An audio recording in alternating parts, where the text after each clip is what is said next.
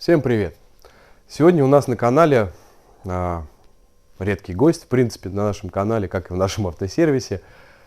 H5 2.4 бензин. Мотор с индексом 4G69. Что хотелось бы сказать, да? Ну, в принципе, к нам бензиновые автомобили приезжают за редким случаем, потому что многие смотрят наш канал. Ну, наверное, 90% зрителей нашего канала это все-таки владельцы дизельных хаверов. И они для себя этот канал считают более интересным. Но и бензиновые владельцы также к нам обращаются за некими консультациями, за заказом запчастей, в чем мы тоже оказываем непосильную помощь. Вот. Значит, ситуация такова. Хозяин начал жаловаться на то, что у него в масле начала появляться эмульсия. Эмульсия начала появляться, и вместе с тем, говорит, начал уходить антифриз. Значит, достаточно плотный у нас был в этом плане график, то есть хозяин долго-долго ждал, и вот перед самым Новым годом, буквально там за 1,5-2 недели до Нового года, он пригоняет нам автомобиль. В принципе, вам сейчас в ролике все покажу, постараюсь наиболее объективно показать там какие-либо стороны, насколько это было возможно на тот момент, потому что на тот момент в работе было аж целых 3 автомобиля. Сами понимаете, надо быстрее к Новому году все это сдать. Насколько было возможно, настолько быстро я все это и снимал. Ну, поехали. Итак, вот он наш автомобиль.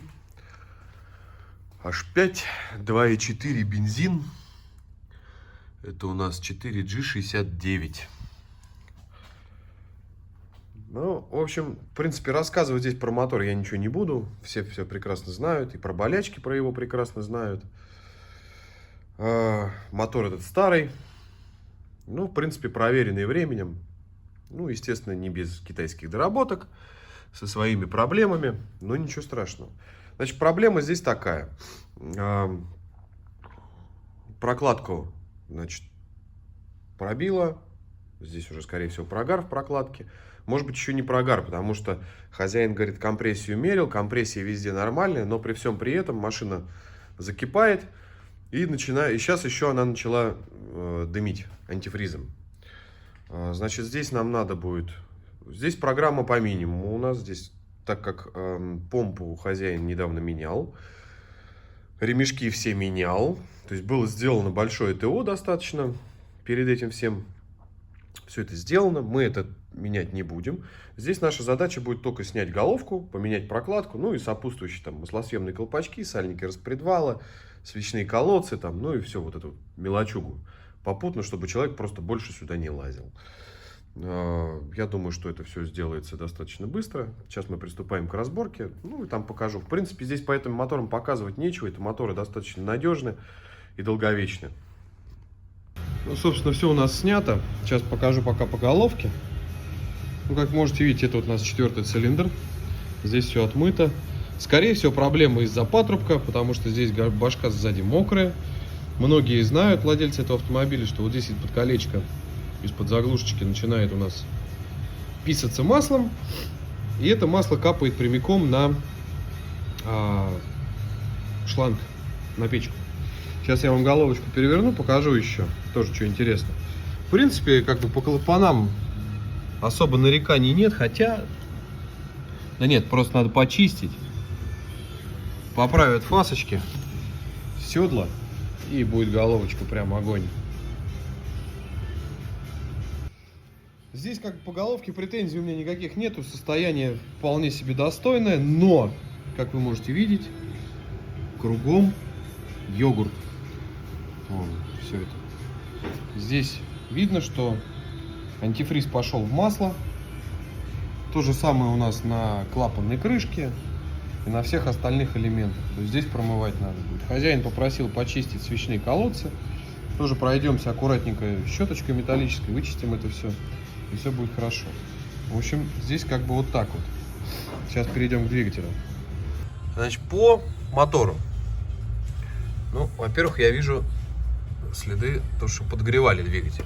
Но это ладно, на самом деле не так критично. Как вы можете видеть, 4-й цилиндр весь отмыт. Прокладка.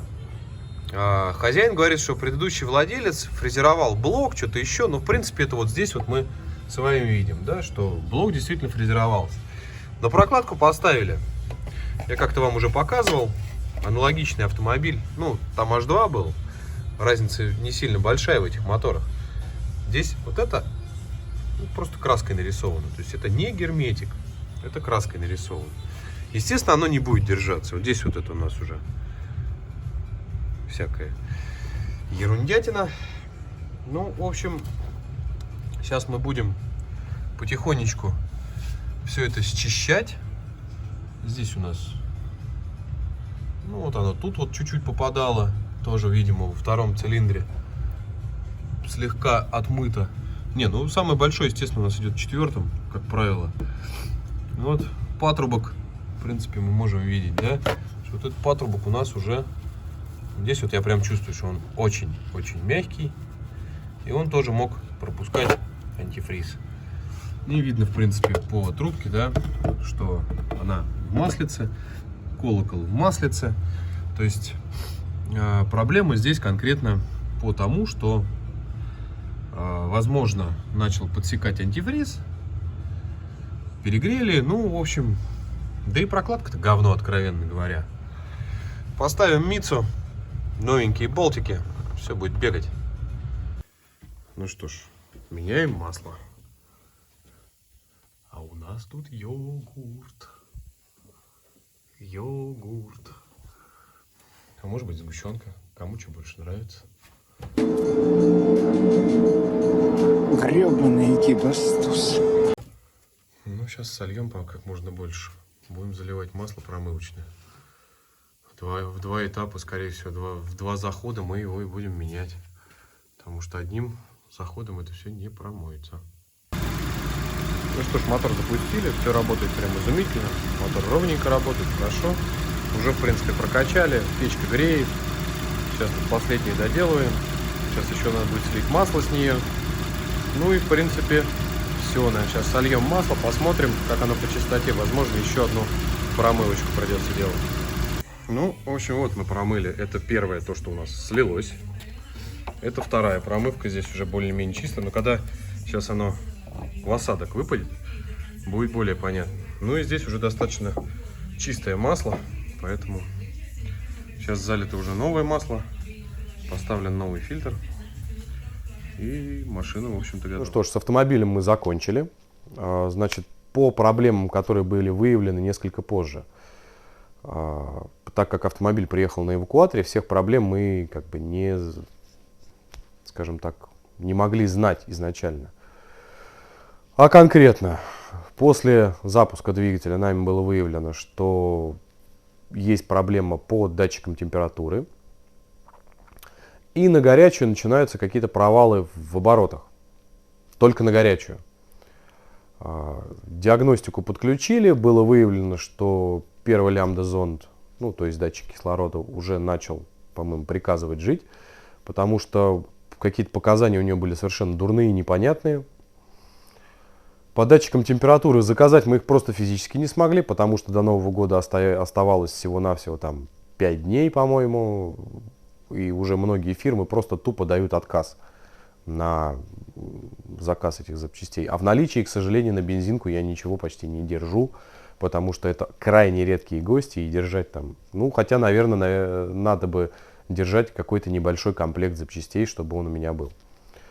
Ну да ладно, суть не в этом. В общем, сам факт того, что машину мы завели, хозяин уехал, в принципе, по нашей работе как бы там нареканий нету. То есть теперь двигатель работает в штатном температурном режиме, никаких проблем с утечкой антифриза там и прочего нету, все нормально.